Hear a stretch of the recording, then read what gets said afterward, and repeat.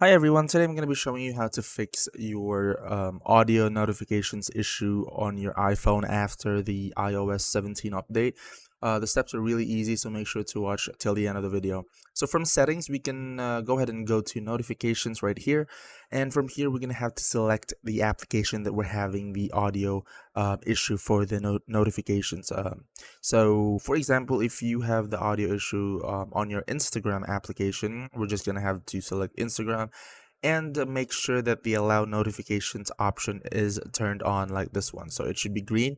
Now for some applications, you have the option to disable the quiet notification, which actually disables all the notifications altogether.